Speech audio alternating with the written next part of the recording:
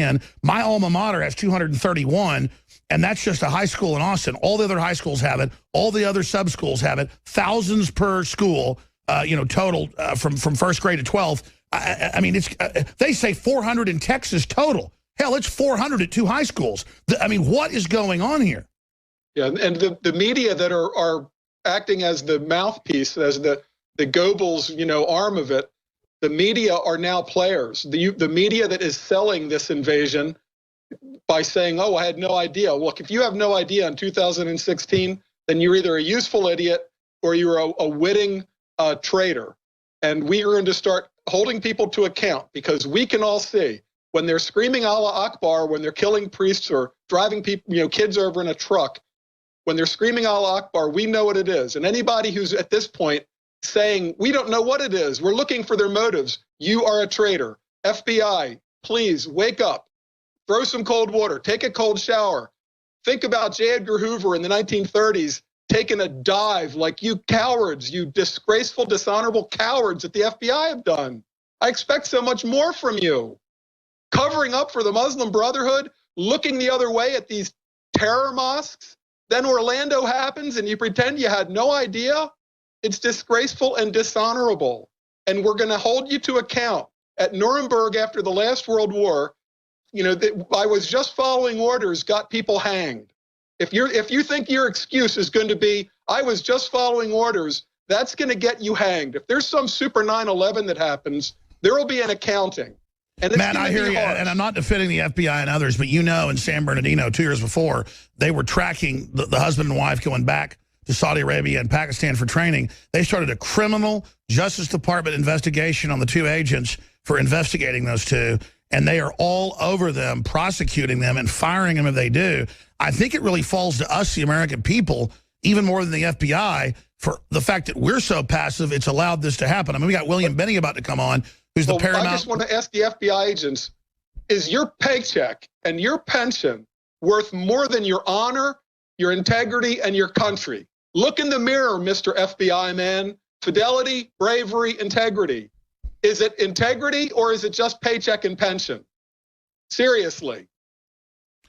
Well, I mean, I tell you, it'd be one thing if they were taking us over a couple generations. They appear to be doing this very, very quickly. And so we need to just do this for your pension. I mean, there's not going to be any future here. Obviously, things are getting so cataclysmic.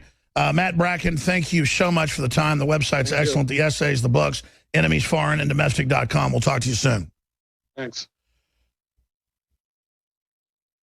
Now, joining us for the hour, I'm leaving in about 25 minutes because I've got to go get ready for the rest of the broadcast, is one of my heroes.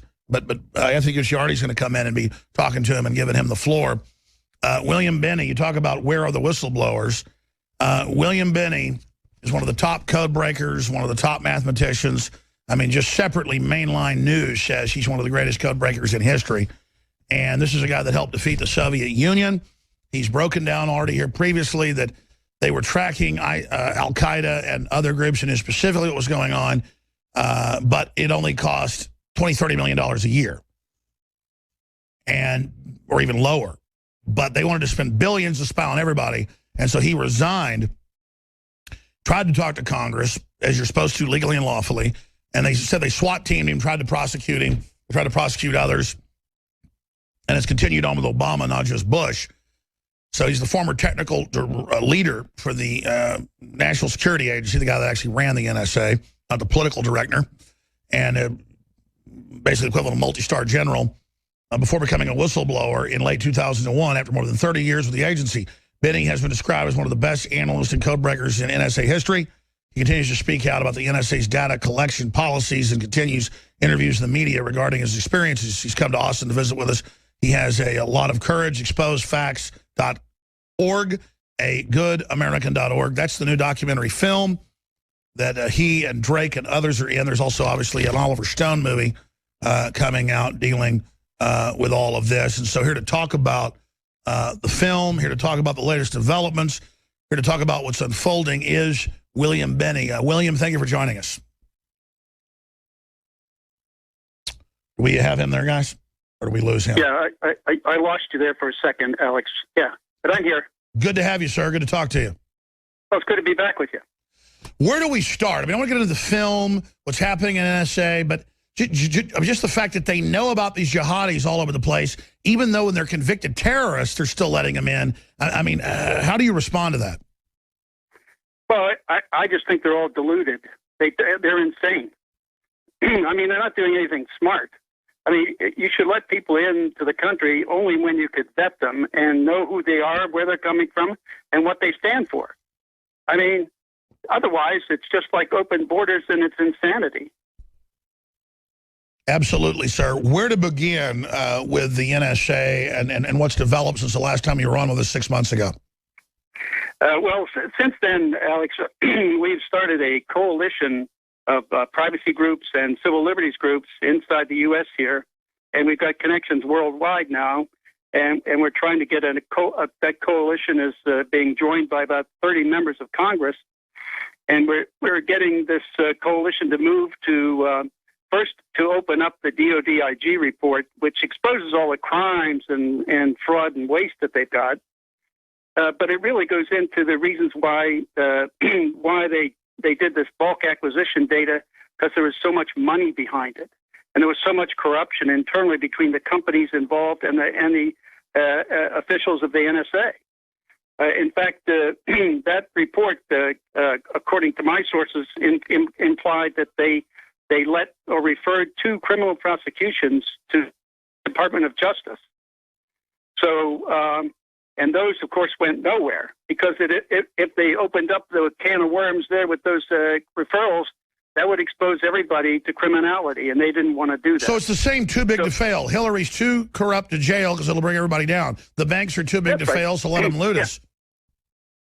Yeah, I mean, they're all a part of it, too. So you have to all stick together. I mean, if you're all criminals, one has to defend the other. That's the point. Very well said, sir. Let's talk about A Good American, the new film that's coming out. Very, very exciting. It's a gripping docu-thriller about a groundbreaking surveillance program, the brilliant mastermind behind it, and how this perfect alternative to mass surveillance was killed by the NSA management for money 3 weeks prior to 9/11. I got to say, you got a lot of courage, what you did 15 years ago, what you've been doing since then, and now being in this film. Well, yeah, the film basically goes through my career at NSA, and toward the end it gets into what led up to mass surveillance, how we got there, and how they corrupted the entire process, and why they did it for money, of course, as the main driver, but also to build empires. They wanted to build empires in contracting and in government. That was also a large motive for them. But it also gets into saying that there was simply an alternative to mass surveillance that existed all along, and they suppressed that, and they did it because they wanted mass amounts of money. So we all got fleeced because of these criminals. That's right. And then as you explained, but I mean, since you talked about this, well, I mean, you didn't go public to a few years after you first talked to Congress, but everything you talked about has been admitted that they surveil everything, so it's like needle in a haystack. Everything's worthless instead of targeted surveillance that's legal and lawful. Yeah, that's right. I mean, it would have been very simple to get warrants to do the things you want to do. I mean, there was no impediment to doing that. That was true all along. And yet they made out that it was such a difficult process and all of that. That was just another pack of lies, which all these lies are also exposed in the DOD. Plus, you don't need a warrant to target overseas assets. No, not there, but in the U.S. you do, yeah. Sure, but I mean, most of it's overseas. I mean, because a lot of the stuff's between the U.S. and overseas, you can always just target the overseas end, correct? Yeah, but now you see what they're doing is over half of it is in the U.S. No, I understand, yeah. Their collection, yeah. And we know it's being politically used. In fact, a lot of experts have talked about the fact that a lot of NSA is directly targeted in other agencies at people in their own agencies. Yeah, that's right. And I maintain they used it against Eliot Spitzer because he was going after the bankers on Wall Street for criminality and defrauding people. So they had to get rid of him to protect their bankers. Yeah, why did they go after Spitzer for a hooker? I mean, I'm not for him or against him, but there is this vitriol against Spitzer, and I just don't see how having a hooker is a reason to make a big national scandal. Yeah, but I guess to protect the probable cause for going after him was to protect their bankers. not for any other evidence of criminality. I mean, they had to go into financial transactions, credit card and phone and stuff like that to find something to use against him to get rid of him. Wow. Now, let's say you're on national TV, which you basically are. This is a bigger audience than most national TV shows. What would you just impart in 5 minutes to the general public about what's happening in this culture?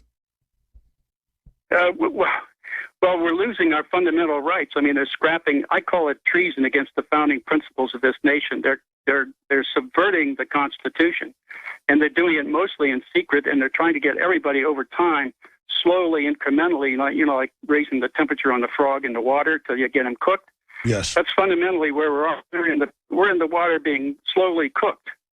And the end result is the state that's the total surveillance state, basically a totalitarian state for whoever's in the White House.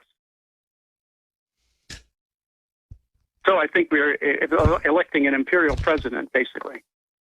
Sure. I mean, I know you're pretty much nonpartisan, but when you look at the fact that they try to say that superdelegates that they just created back in the 70s but never implemented could just nix delegates in popular vote, they failed with Trump, but with Hillary, Sanders clearly won most of the big states and would be the nominee, but they just had superdelegates decide that she would be the nominee. Unprecedented to see that type of behavior going on, and it just makes me ask, wow, we don't have a Fourth Amendment. Why even have voting? I mean, at a certain point, the bottom falls out. Yeah.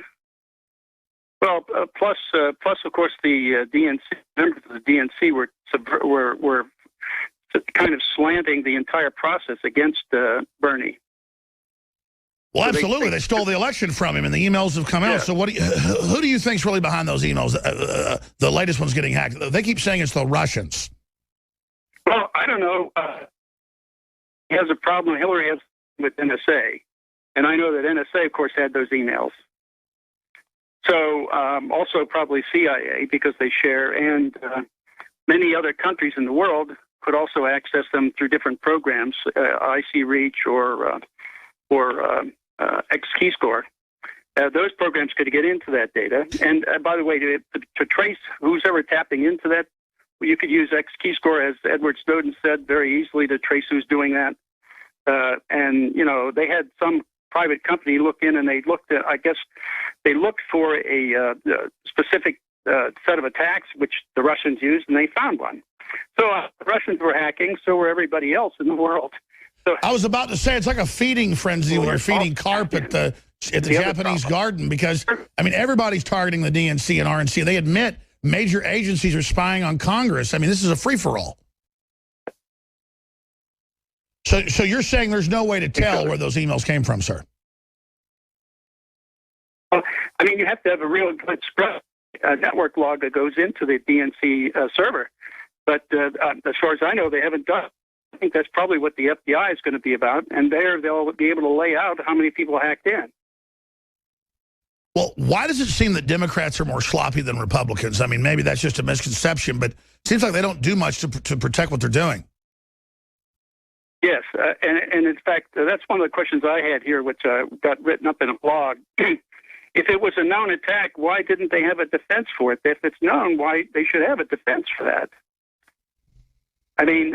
yeah, like when we have known attacks here every month, we have services that just update plugins, and we have security companies that are always updating stuff. Why don't they do that? That's right. Yeah, exactly right. And that was the whole point. The other of it is, that means, like, for example, in NSA, that one problem's fixed because that will close windows for them. They won't be able to see into other things or hack into them if those things are closed. So it'll make it more difficult. They'll make their job more difficult. So that's one of the reasons they... Let's be clear. They leave the internet with holes in it so they can run around stealing just as easy. Yeah, because then it's a window into whoever has that system or firewall or whatever it is they're hacking through. It allows them to get in to see what they're doing. If that means they've got a problem, they can't. William Binney, let me ask you this question. Don't fix it. Are things getting better or worse with spying? I mean, I know you're not in the agency anymore, but talking to your colleagues, I mean, has there been any reform or is it just getting worse?